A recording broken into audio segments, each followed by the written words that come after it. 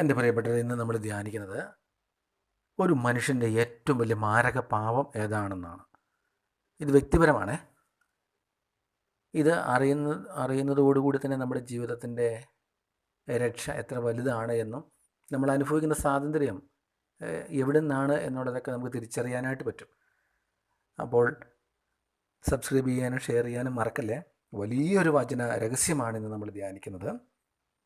അത് യോഹന്നാൻ്റെ സുവിശേഷം 3:18. ഇത് പ്രവാചകന്മാർ പറഞ്ഞതല്ല, പ്രവചനം നടത്തുന്നവർ പറഞ്ഞതല്ല, അല്ലെങ്കിൽ വെളിപാടുകളോ അങ്ങനെയുള്ളവരൊന്നും മനുഷ്യനായി പറഞ്ഞൊരു കാര്യമല്ല.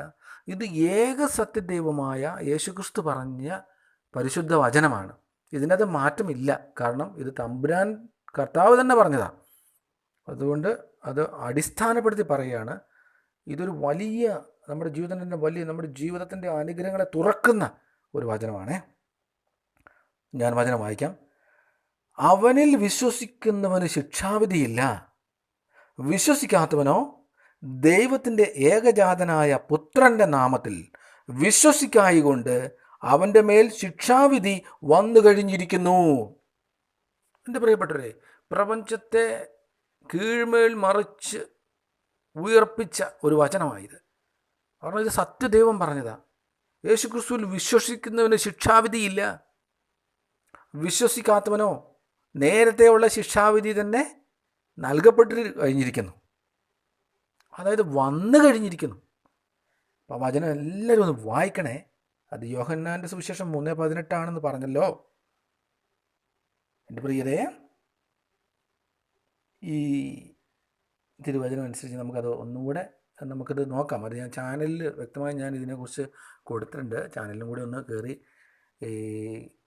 കേൾക്കണം. എല്ലാവർക്കും ഷെയർ ചെയ്യുകയും കൂടി ചെയ്യണമെന്ന് വീണ്ടും ഒരിക്കൽ കൂടെ ആവശ്യപ്പെടുകയാണ്. സബ്സ്ക്രൈബും ചെയ്യണം.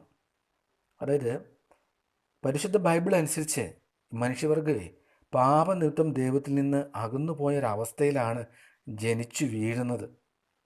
അതുകൊണ്ട് യേശുക്രിസ്തു ലോകത്തിൽ വരുന്നതിന് മുമ്പ് തന്നെ മനുഷ്യൻ സ്വാഭാവികമായി ദൈവത്തിൻ്റെ വിധിക്ക് വിധേയനായിരുന്നു. അതായത് ശിക്ഷാവിധി എന്നത് ഒരു പുതിയ സംഭവമല്ല, മറിച്ച് പാപത്തിൻ്റെ ഫലമായി നിലവിലുണ്ടായിരുന്ന ഒരു അവസ്ഥയാണ്. എൻ്റെ പ്രിയപ്പെട്ടവരെ, ചാനലിലേക്ക് എല്ലാവരും ഒന്ന് കയറുമല്ലോ. നന്ദി. കാരണം ഇതൊരു വലിയൊരു വചനഭാഗം ആയതുകൊണ്ടാണ്, മനുഷ്യൻ്റെ രക്ഷയുടെ വചനം ആയതുകൊണ്ടാണ്. അപ്പോൾ നമ്മൾ അനുഭവിക്കുന്ന നമ്മൾ യേശുവിൽ വിശ്വസിക്കുമ്പോൾ നമുക്ക് ലഭിക്കുന്ന അനുഗ്രഹം അല്ലേ, എത്ര ഉന്നതമാണ് അല്ലേ. ഒരുപാട് നന്ദി. കർത്താവ് അനുഗ്രഹിക്കട്ടെ എല്ലാവരെയും. ആമേൻ.